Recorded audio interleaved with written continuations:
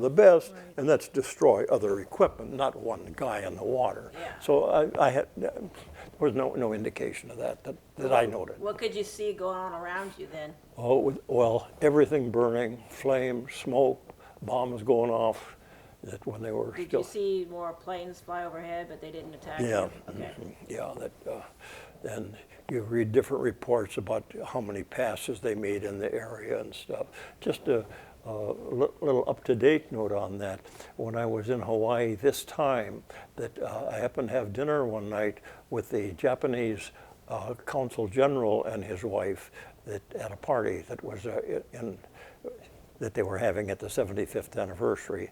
And I talked with them, and I told them that I would be interested in to see if I could find out who the pilot was, the Japanese pilot that shot my airplane. They looked into it for me, and I got information. We got it narrowed down to three, and I've got the pictures of the guys and stuff. It was most likely one of those three guys, and they were of the planes they were flying and stuff like that. And obviously they've passed on. Yes. That I have heard, once I heard that none of the pilots that were involved in the Japanese raid on Hawaii on December 7th lived through the war. But then I heard that some did live through the war, so I don't know. But as of right now that I understand, yes, they're all gone. Right. That, I mean, it was just so long ago, yeah. too. Yeah. And of course, when I look at it in I'll say a common sense, from a common sense point of view, it's quite natural that they'd be gone. I'm the oddball, I mean, still being here, that they aren't, but the casualties for the Japanese pilots was very high, the casualty rate, very high, very high. Okay, so then that was the case. Well, how long were you on the buoy? Okay, that's it. I'm going to say I was on there for 30 minutes to an hour or so, that till they on shore, somebody thought that the raids were basically over and it was reasonably safe for a boat to go out and see if there were any survivors.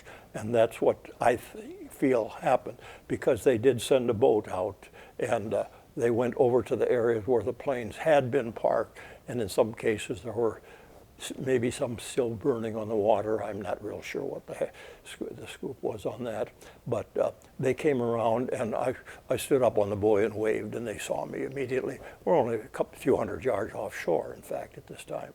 And they took me into the shore, and I guess I must have looked pretty bad, because I had been swimming through that oil and gasoline, and I was black, and I had burns on my face and hands and arms, and so they hauled me off to sick bay right away. Well, they tied a casualty tag on me, and then I was not badly wounded. It did not require immediate attention in comparison to what the needs of some of the fellows were, and so I waited for a couple hours until they got around to treating me, and then that they just gave me a casual treatment of some kind, and then I was reassigned to duty right away that same day. Well, if you were burned, I mean, weren't you in quite a bit of pain? I'm sorry? No, not a lot. Really? What are burns? First and second, I guess, are the little ones. Third is the big one. That I had first and second degree burns is all. Okay. I had some scars on my head for many, many years, but they were slight. And as far as a pain, I never even thought of it in that sense. So then I was reassigned to duty later that day, and I got with a group. As I recall how, I don't remember, but as I recall, one of the senior enlisted men or one of the junior officers got a bunch of us together, and we were issued rifles at that time. And then we went down to the beach, and as I recall, we spent a night or two on the beach, because we were quite certain there would be an invasion. And we were so disorganized, but we spent a couple nights on the beach down there, expecting the Japanese to attack, but I usually end the story with, fortunately, it never happened. It So, didn't happen that way. yeah. Okay. So what happened to your barracks? The what? Your barracks where you lived? I don't recall if mine was destroyed or not. I just don't really recall.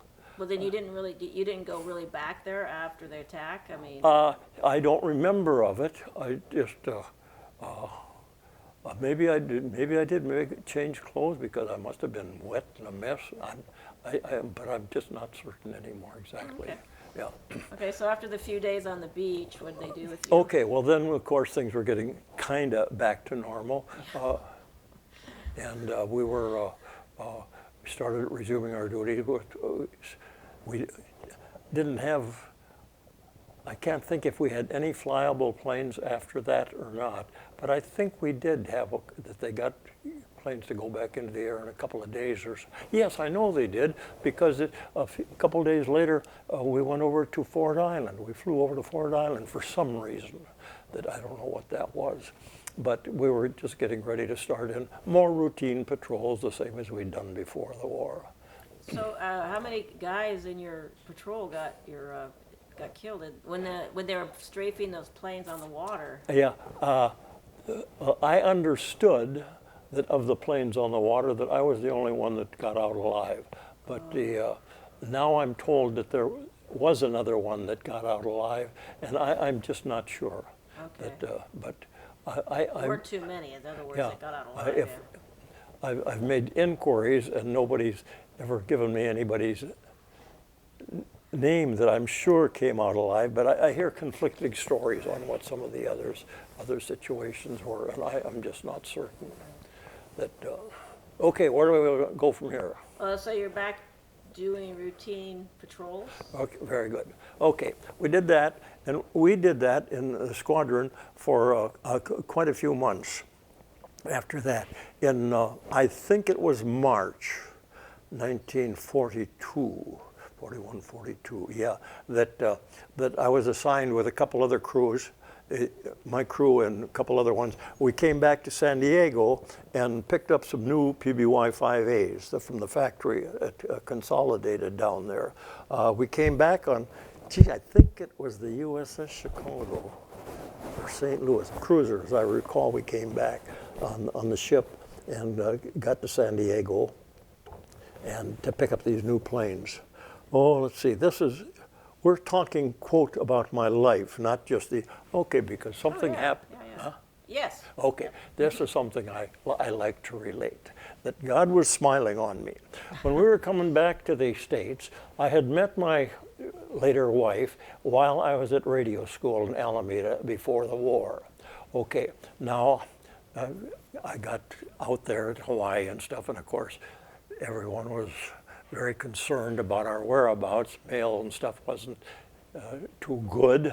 We'd been corresponding while I was out there, but here I'm getting a chance to go back to San Diego, and she's up in she lived in Oakland at the time, and I figured, oh boy, it'd sure be nice if she could come down there and I could see her. And we're going to be there 3 days, as I recall. And so as soon as I got ashore, that I got on the phone and called her. She wasn't home. She was, I don't know, at work someplace. But I talked to her mother.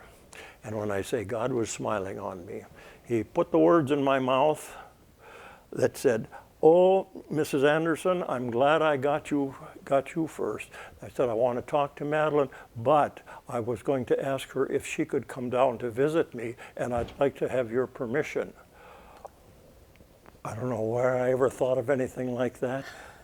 But the mother, well, we got along okay anyway, but now I'd only known her daughter for a couple of months, and sailors weren't often held in the highest regard in those days. And from what my wife told me is when she got home, her mother just about had her packed and ready to go, that she wanted her to go down there. You're like at the top of her list now. Oh, yeah. So she came down there, and we had a few days together, and renewed our relationship, so to speak.